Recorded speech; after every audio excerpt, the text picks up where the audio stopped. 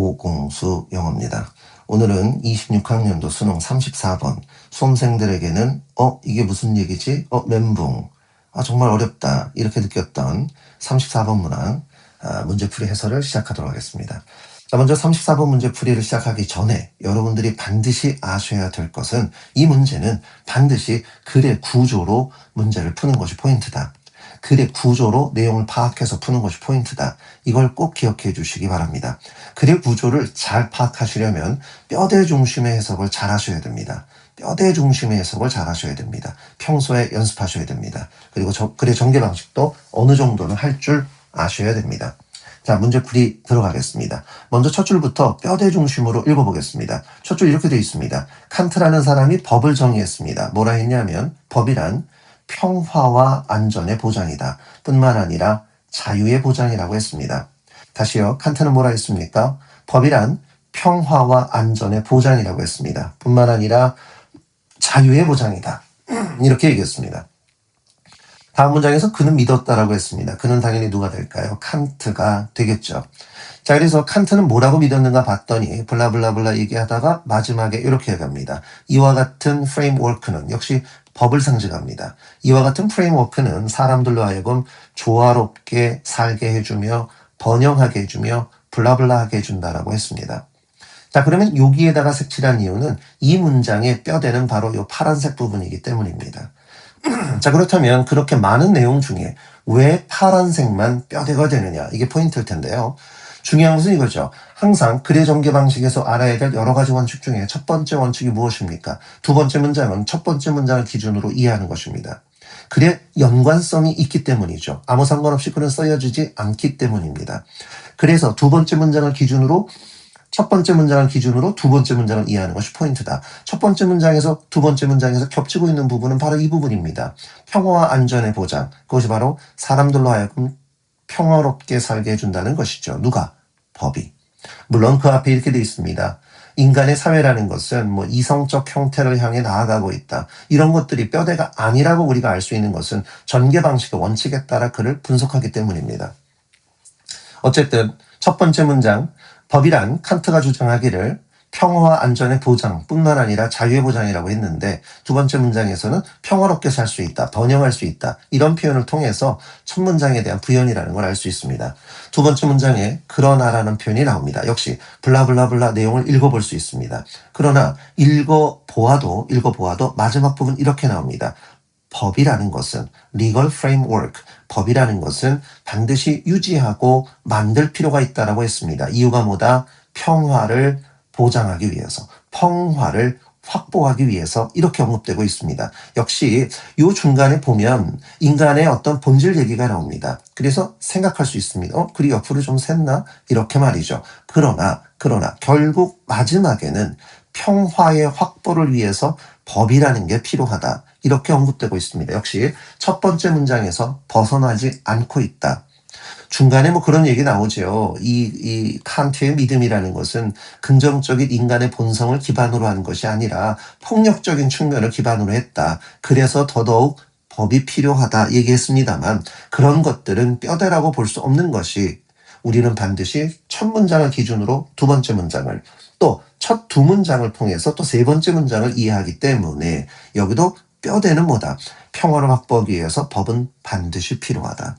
자, 넷째 문장도 마찬가지입니다. 인간의 어떤 선의 같은 것을 우리는 의지할 수 없다라고 말합니다. 그러나 여전히 여기에도 뭐라 말합니까? 악으로 가득 찬 세상조차도 조화롭게 살 수 있다라고 말합니다.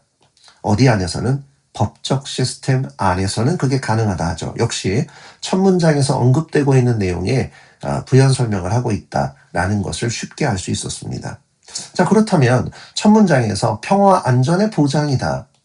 이 부분은 설명했는데 뿐만 아니라 자유의 보장이다. 법이라는 것은 그 부분은 아직 언급되지 않았습니다. 그런데 이 아이디얼리라는 표현 다음부터는 이제 자유를 언급하고 있습니다. 자, 어떻게 눈치를 채느냐 읽어볼게요. 자, 법이라는 것은 뭐라고 되어 있냐면 모든 이성적 존재들이 자유롭게 선택한 원칙들이다. 이렇게 되어 있습니다.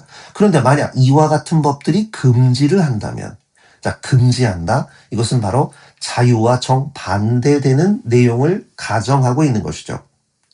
자, 그래서 이 문장 읽어보게 되면 만약 이런 법들, 자, 부연 설명 잠깐 하자면 이런 것들입니다. 이성적 존재들이 자유롭게 선택한 원칙들, 과연 어떤 것들이 있을까? 이런 것들이죠. 사람 죽이지 마라.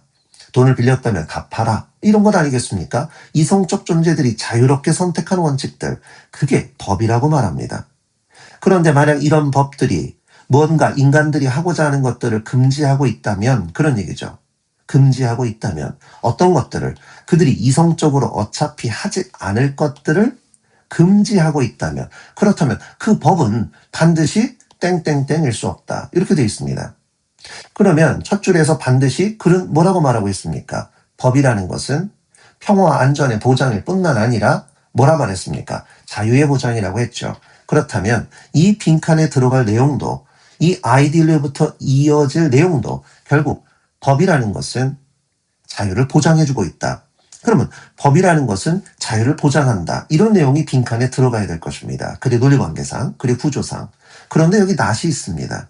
자, not이 있기 때문에 여긴 반드시 부정적인 내용이 들어가야 전체적인 글의 주제에 부합되겠죠.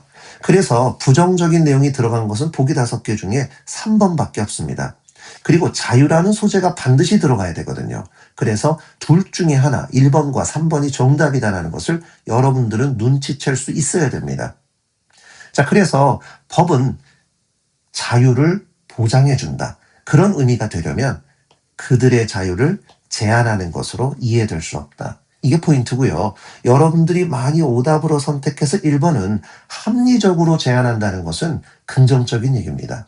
그러면 부정적 내용이 되기 때문에 정답이 될 수 없다는 것을 여러분 생각하셔야 됩니다.